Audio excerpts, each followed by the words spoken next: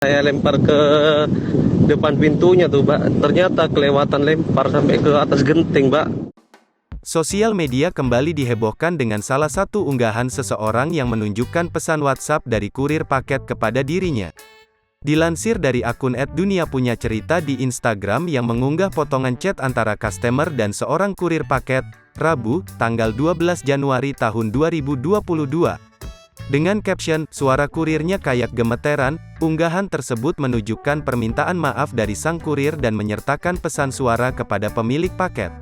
Namun hal tak terduga terjadi kepada paket tersebut karena dirinya. "Mbak, maaf paketnya kelewatan lempar ada di atas genteng," sambung sang kurir disertai foto dari paket yang berada di atas genteng. Tak hanya itu, kurir tersebut turut mengirimkan permohonan maafnya dengan pesan suara tersebut terdengar gemetar dan merasa tidak enak. "Mbak, saya maaf Mbak, paket tadi saya lempar. Saya lempar ke selatan takut hilang.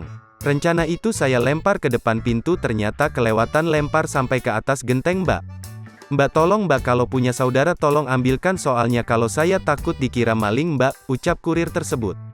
Ternyata pesan tersebut mendapat balasan dari sang pemilik paket.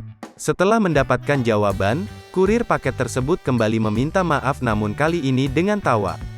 "Mbak, saya minta maaf ya Mbak. Saya mau lempar ke selatan takut hilang. Rencana mau lempar ke depan pintu taunya kelewatan. Saya minta maaf Mbak ya," ucapnya tertawa.